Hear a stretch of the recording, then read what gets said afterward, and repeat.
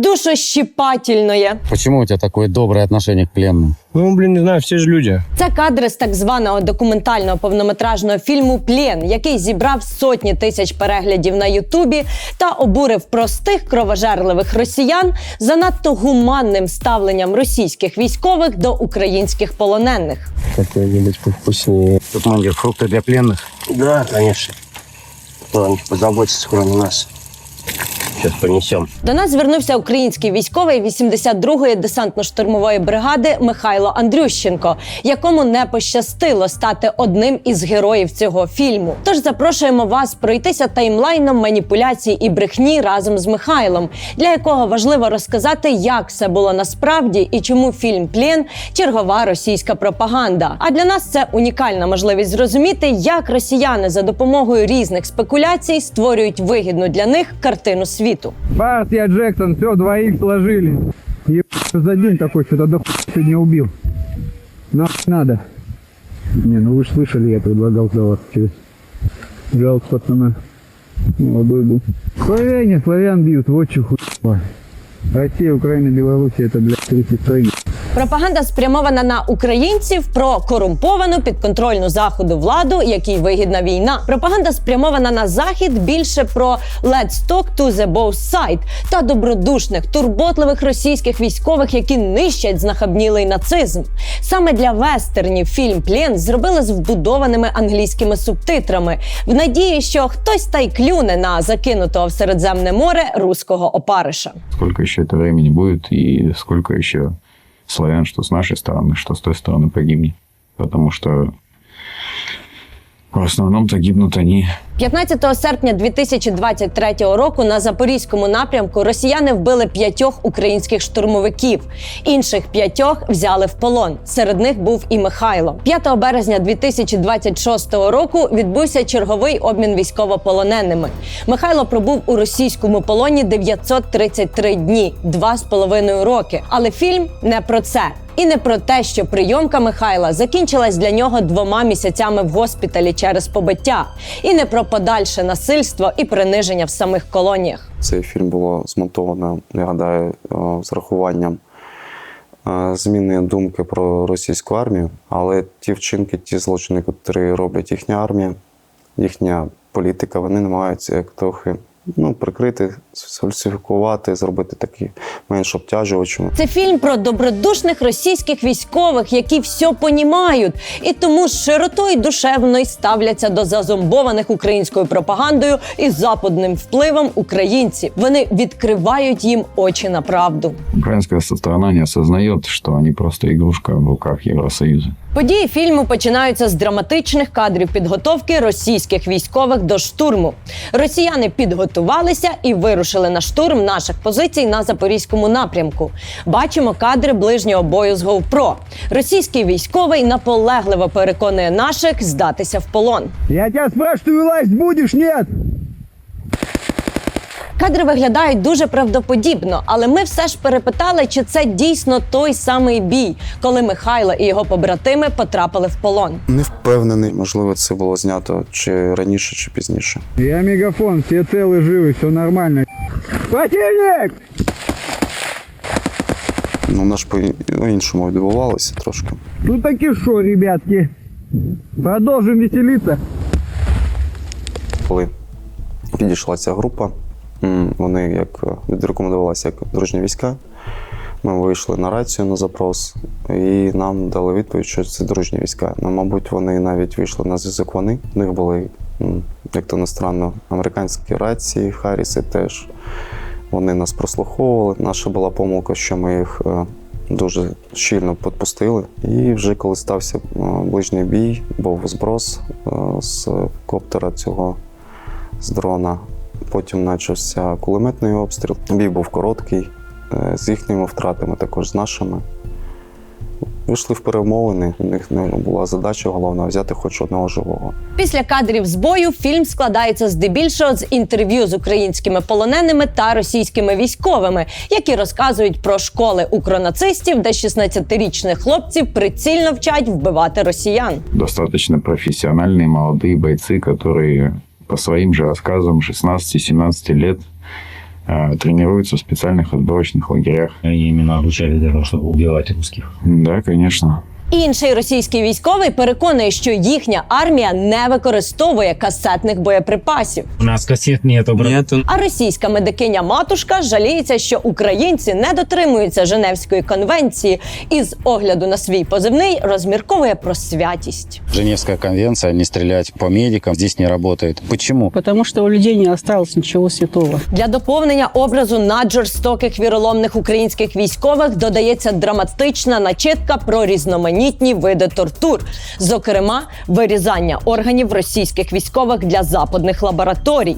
Всі ж в Європі мріють отримати печінку російського солдата, який підписав контракт на СВО після кількарічного запою. Тож завдяки людожерським ЗСУ мрії здійснюються. У нас нет физического насилия к ним. Мы их не просто бросили там.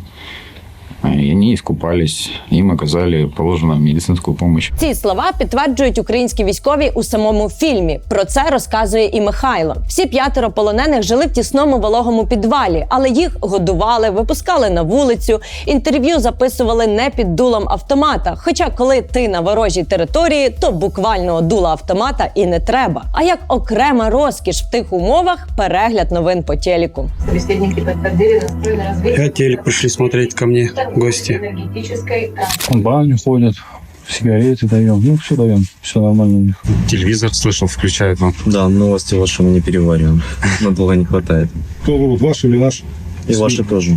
Врут. Есть, да, много чего противоречий. Дивіться, я навіть дам якийсь зразок, коли ми дивилися їхні новини, там було якраз обстріл касетами саме міста Донецька. Вони зробили таке відео, наративно те, що обстрілюється мирне населення, і було вбито в цьому відео, обговорювали 2 прибиральників, так, ЖЕКу їхнього місцевого. Але я вказував на ті недійсності, коли були вказані у відео. Це, по-перше, люди, якщо працюють, у них має бути найменше якась уніформа. Людей білі кросівки, якісь шорти, світлі футболки. Раз. Немає крові. 2. Тобто я це вказую, вони на мене дивляться. І їхня головна фраза була: дивись, що чорний ящик. Бачите, там багато пропаганди, недійсності. Про пропаганду Михайло та росіяни розмовляли багато. І яке ж, на вашу думку, головне питання, коли мова про пропаганду українських військових, загніваючий Запад? Так, улюблений неонацизм. Ваши, как бы, власти навешали руки неофашисты. Вы всех считаете неофашистами? Неонацисты? Ребята, о них говорят и их лозунги, и их татуировки, и их образ, скажем так, жизни. Тут Михайло намагався щось сказати, бачимо цей момент, але нам грубою склейкою показують російського військового, який розказує про те, як Захід зіпсував українців, як ми вчимось вбивати русських, скільки свастик він бачив, і тут... Типа Азова и тому подобных. Ну, поддержки нацизму, да, согласно, культура нацизму. Ну, дивіться, за неонацизм це дійсно з контексту, десь я зараз не пам'ятаю, це щось вирвано, але я там вказував, що я не підтримую. Як зручно, коли можна просто вирізати слово «не». Ну, поддержки нацизму, да, согласно, культура нацизму. Далі дискусія торкається єдиної теми, від якої в очах 73-річного Путіна може спалахнути іскорка життя – історії. Запорожье. Это ваши люди? Я думаю, да. Донецк. Странно. Ваши люди? Давайте коснемся истории. Донецк кто основал? На ваше мнение? Кто? Потемкин. Все эти Хорошо, города? дальше. А в этом городе кто реализовывал промышленность? Какие страны там были? Ну, вот культура. Советский Союз. А раньше копнуть? Донецк же раньше основан. На наш погляд, Михайла зробили у фільмі найзухвалішим. Перш за все, залишили моменти, де він відверто жартує над росіянами і, о Боже, не визнає, що всю Україну побудував Потьомкін. Донецк, Одессу, Азов, правда, не он. Николаев. Это был любимый город Потемкин. Эти все города, Херсон, Харьков, эти все города построила Екатерина. Устроил ее Потемкин. Напишіть в коментарях, якщо раптом ваше місто не побудував Потьомкін, і ви туманно пам'ятаєте, хто це взагалі такий. Ну а щоб остаточно закрити рота всезнайці Михайлу, фільм надає справді експертного експерта. Донбасс – это вечная русская земля. Украина – это не имя государства, это географическое название. Польское слово «окраина». Это окраина Росії, матушки. Так, це була дискусія, тому що я теж висловлювався те, що я вважав за потрібно сказати. Тобто я не стримувався. Далі відбувається драматургійний злам. Репортажка зашкалює. Росіяни несуть нашим персики, і це, до речі, правда. А потім зав'язують Михайлу очі і кудись ведуть. Расскажи, куда мы его сейчас ведем? Мы едем сейчас разрушать фейки украинской пропаганды про разрушенные Россией города. Сейчас поедем посмотрим. Покажем ему, да? Покажем, да, все сам увидишь. У фільмі кажуть, що їдуть руйнувати фейки української пропаганди про вщент зруйновані міста і показують екскурсію Маріуполем. Так пропагандистське кіно перетворюється на роуд-муві. Вот, Миша, как работает город. Светофоры работают, люди на работу ездят. Заметь, Миша, мы уже полчаса едем по городу, по разным улицам. И везде новостройки, везде жизнь. Як думаєте, чому ми чуємо закадровий голос росіянина, який описує красу оновленого Маріуполя, і жодного разу не бачимо самого Михайла? По-перше, відвезли мені на допит мене, я не знаю де, чи Маріуполь, чи, мабуть, біля Мелітополя, дійсно не знаю. І потім, вже коли ми поверталися, заїхали, але в мене відкрили очі, тому що було там якась маска, щось пов'язане, так там, просто якась ганчірка. І це було вже пізно звечері, було темно, мабуть, 9-10, ну, було дуже темно вже. І десь окраїна міста, тому що були частний сектор багато, і так, там була відновлена дорога, там світлофори робили, там десь люди трошки ходили. Але всі, я гадаю, знають дійсно, скільки там було зруйнувань і як вони дійсно звільняли місто. Тобто в сюжеті фільму денна екскурсія Маріуполем. А по факту Михайла відвезли кудись на допит, а потім покатали з закритими очима десь по нерозбитій дорозі, де був світлофор. До речі, за весь час він єдиний, кого возили на допит. Всі питання, як потрапили в полон, базування наших військ. Відповідь така від них була: ну, він безполезний. Ну, і вони це влаштовують. А це вже справжні кадри тодішнього десантування взводу 82-ї десантно-штурмової бригади, в якій перебував Михайло. Перша спроба висадки провалилась, бо підступи заміновані, а щільний артобстріл сильно пошкодив техніку. Другу спробу зробили тієї ж доби, ввечері. Цього разу вдалося, але... Був артобстріл, там щільний такий вогонь. Мабуть, не знаю, години за дві, не більше ми там протримались. Потім, коли підійшла ця група, вони як відрекомендувалися як дружні війська. Дружні війська виявились російськими штурмовиками. Ближній бій, втрати з обох сторін, вихід в полон. Михайло Андрющенко провів у полоні більше 2,5 років. Фільм «Плен» показує, як нібито гуманно росіяни ставляться до військовополонених. Але воєнкор Ніколай з патчем Ісуса Христа на кепці не поїхав з ними далі, етапом. Лише напиздюнькав, як всіх швидко і круто обміняли. Ну, в общем, хорошие у них условия, хорошие отношения, как к своим. Всі знають, що таке полон, що таке прийомка. Дуже неприємна річ. У мене була, загал така, що серйозна, одна прийомка, це була Кировська колонія. Всі знають, що таке дуже неприємно, боляче, але ми намагалися якось тримати. Чувство юмору – така річ корисна. В стресовій ситуації вона дуже підтримує. І там робилися перевірки зранку і ввечері. І у нас там, я навіть цю людину вкажу, Ясенчук Євгеній, тобі привіт. Ми намагалися на позитиві це все якось робити. І у нас такий був захід. Зараз по попці надають і спати. Звісно, що там нас лупцювали, але ми трохи так це сприймали, тому що жити в страху декотрі, я не можу. Михайло пройшов через Кіровську, Оленівську, знову Кіровську і Чувашську колонії. 933 дні неволі закінчилися в березні цього року. Найприємніше відчуття – повернутися додому. Ты пойдешь воевать дальше? Задумался, но, скорее всего, это не решение проблем, скорее всего, да. На той час я дійсно вважав, що я піду. Я розумію, що виконання своїх військових обов'язків, так, я буду робити, але щось кардинальне вряд чи я зміню. І я намагаюся знайти інший шлях, як то долучитись допомозі Україні якимось чином. Так, зараз ми співпрацюємо з фондом наших ветеранів, також це волонтерство. Коли почалося повномасштабне вторгнення, Михайло жив у Чехії, де працював водієм. Але наприкінці 2022 року повернувся в Україну, аби добровільно долучитися до Збройних сил. Він проходив військове навчання у Великій Британії та Німеччині. Потім служив на Запорізькому напрямку в лавах 82-ї окремої десантно-штурмової бригади. Тиждень інтенсивних штурмових дій в районі Роботино, потім 933 дні полону. Весь цей час рідні чекали Михайла, постійно ходили на акції підтримки військовополонених. Нарешті дочекалися. Повернувшись в рідний Златопіль Харківської області, Михайло урочисто зняв свій портрет на Алеї Надії.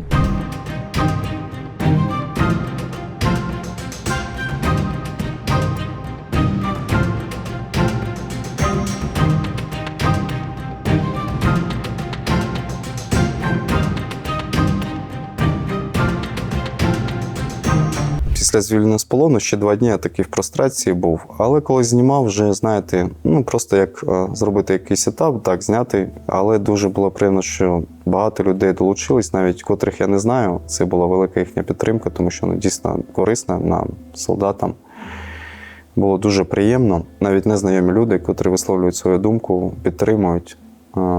Дуже гарні емоції. Вони дійсно сприяють і відновленню, і емоціональному фону, щоб людина навіть збагнула, що вона не покинута. Пропагандистський фільм «Плен» складається з інтерв'ю з усіма 5 полоненими, під час яких російські військові переконують їх в українському геноциді народа Донбаса. Війна вигідна українській владі, а обмін залежить лише від української сторони. Ця псевдодокументалка триває годину, зібрала майже 500 тисяч переглядів і понад 2000 коментарів. Фильм «Откровение для всего мира».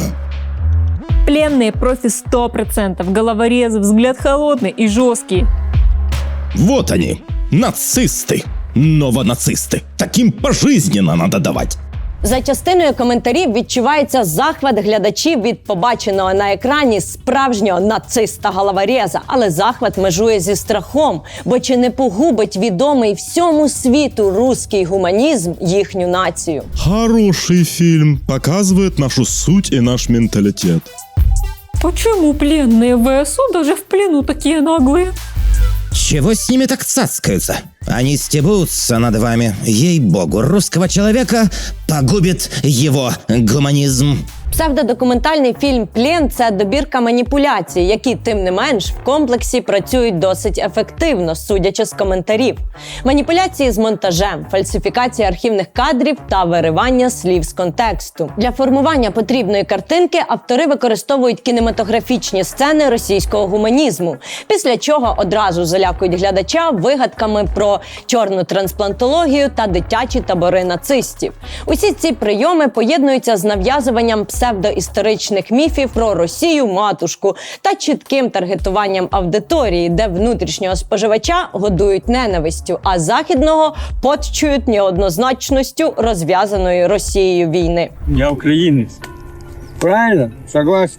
Ну, скоро там буде Росія. Звісно, це не єдиний фільм, який конструює паралельну реальність для внутрішнього та західного глядача. Russia Today конвейерно плодить псевдодокументалки і різними обхідними методами заливає їх на YouTube. Окремі режисери безпосередньо пролазили і пролазять в проектори Європи. В 2024 році одній такій навіть вдалося показати фільм «Русські на війні» на Венеційському кінофестивалі.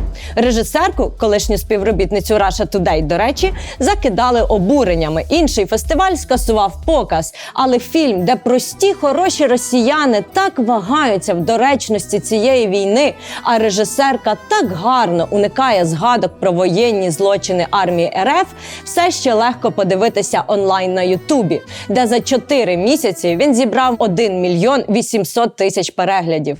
Россия и Украина, все это было неразделимо. По братскому союзу я скучаю. Напишіть в коментарях, яку найогиднішу російську пропаганду зустрічали в своєму житті і як вам вдалося її розпізнати. А ми виберемо серед ваших коментарів якусь з історій, за яку подаруємо книгу Пітера Померанцева «Це не пропаганда». Все по темі. Здорово, ребят. Доброе. Доброе. Что читаешь, Серег? Ты уже книжку вчера. Возможно, не успеешь дочитать. Скоро вас домой, скорее всего, отправим. Давайте тогда. Лежите. Всі наративи фільму «Плен» та й інших подібних дуже знайомі українцям, які знають, що таке російська пропаганда. Але непідготовлений український глядач є цільовою аудиторією і навіть не прості росіяни. Вбудовані англійські субтитри розраховані на тих, хто засумнівається і захоче вимагати від свого уряду припинити підтримувати Україну, аби війна братських народів закінчилась. «They just need to stop shooting», скаже якийсь угорець, дожовуючи руського опариша на гачку.